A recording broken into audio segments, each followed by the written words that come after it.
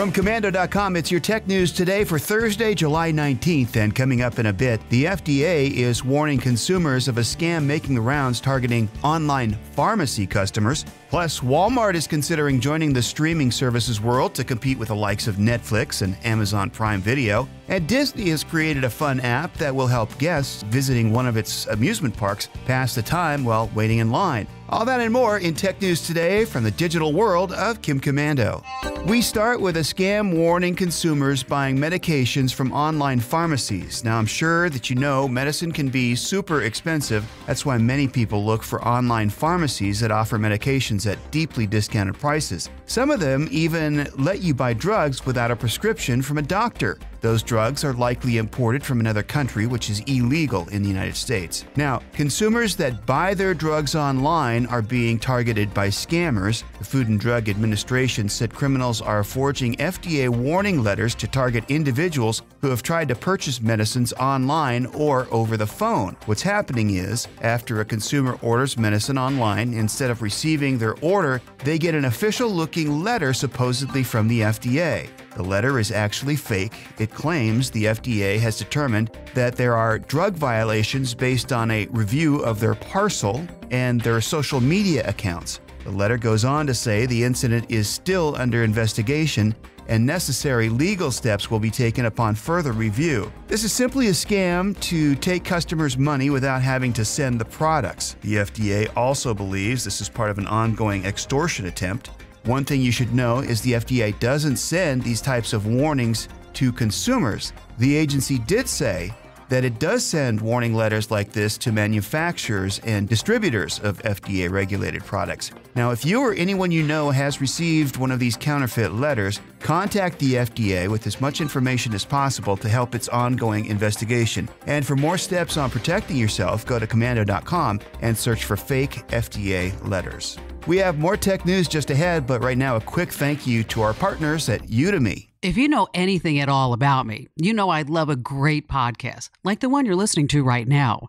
And not only do I get to host a couple of podcasts every week, I'm also a big podcast listener. Podcasts allow me to go deeper into subjects, which is why podcasts are incredible tools for not only entertainment, but also learning. So let me turn you on to Udemy. What's your passion? At Udemy, you can learn anything. And when I say anything, I'm telling you that Udemy offers more than 65,000 courses on, well, anything. And it's the largest space for online learning. It has something truly for everyone. You want to become a better investor, photographer, gardener, writer, or maybe teacher? How about web developer or something really different? Maybe tarot cards. You'll find it at Udemy. But what if you're an expert on something? Maybe you're an expert photographer or teacher. Then sign up as a Udemy instructor. You can earn money and sell your class right from their website. Get started from anywhere, your smartphone, tablet, or computer. That's ude.my/today. Right now, get 90% off when you sign up for classes. That's ude.my/today. More top tech news right now. We have some exciting news for cord cutters. Now, if you're not one of the millions of Americans who have joined the cable cutting revolution, Walmart just may be jumping in the game to persuade you. There are reports that the retail giant is looking to get into the streaming service industry to take on companies like Netflix and Amazon Prime Video. And that's interesting enough, but the bigger issue is the projected price of the Walmart streaming service. According to the information, Walmart is working on a streaming service that will cost subscribers less than $8 a month. It's also considering a free version of its streaming service, only that one would have commercials. This new streaming service could be incorporated through Vudu, which Walmart acquired in 2010. Now, Vudu already lets you stream movies and could easily be expanded to include other programming. This couldn't be better timing for Walmart, as most of the popular streaming services have been raising their prices, as we told you about on the news yesterday. We'll keep an eye on this story and pass along further updates at Komando.com. Here's a fun new wrinkle if you're going to one of the Disney parks this summer. Everybody hates waiting in line, but Disney now has a high-tech solution for the whole family. A new app for Apple and Android called Disney Parks will give you games, special effects, and other time killers on your phone. So instead of wasting time scrolling through social media, you can have more Disney fun. Some games are only good if you're waiting in line at Disneyland in California or Walt Disney World in Florida.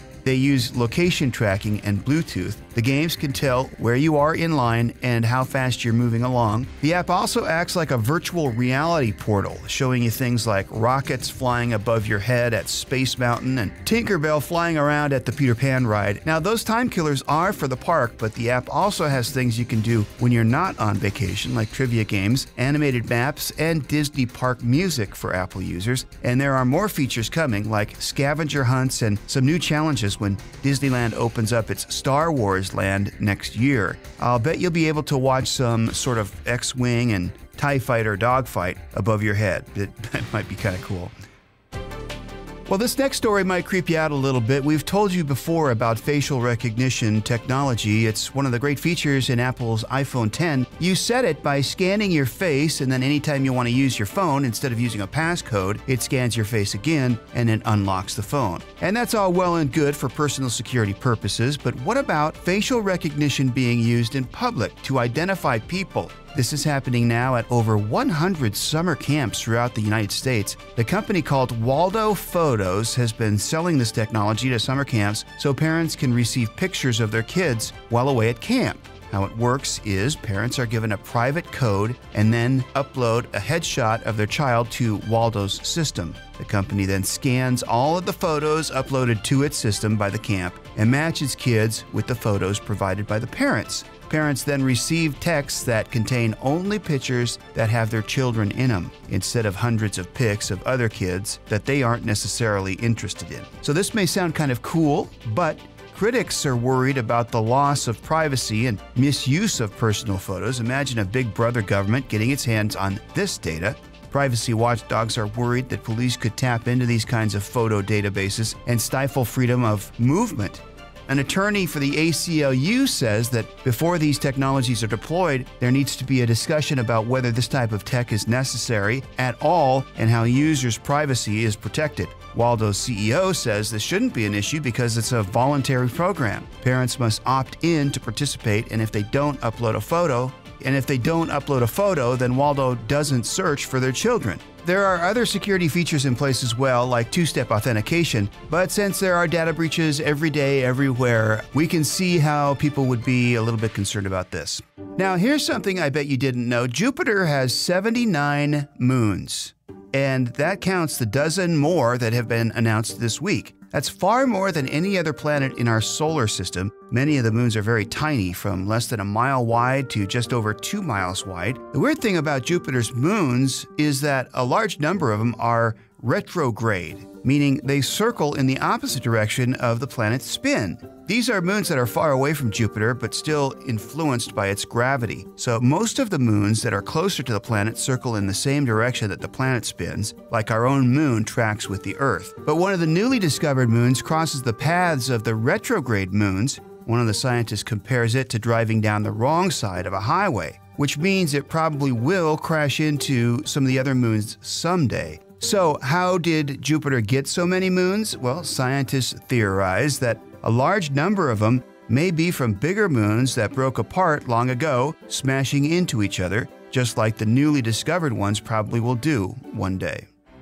And here's another amazing discovery from science. There may be more than 1 quadrillion tons of diamonds below the Earth's surface. That's 1 with 15 zeros after it. The total amount of diamonds in the Earth is about 1,000 times more than scientists originally thought. But don't expect some sort of a diamond rush anytime soon. Scientists believe they're more than 100 miles below the surface of the Earth, well out of reach of even the most sophisticated drills, which have gone as low as 7.5 miles deep. So, you might ask, how can we know those diamonds are there if you can't see them? Well, by measuring sound waves traveling through the Earth. University researchers were able to put together a 3D model of the rocks down deep, and after running tests, they concluded that the Earth must be about 2% diamond, which means diamonds are much more common than they thought. So, how will we ever get those priceless diamonds? Well, unless there's some amazing technology discovered, we'll have to rely on planet processes like volcanoes to make the gems surface.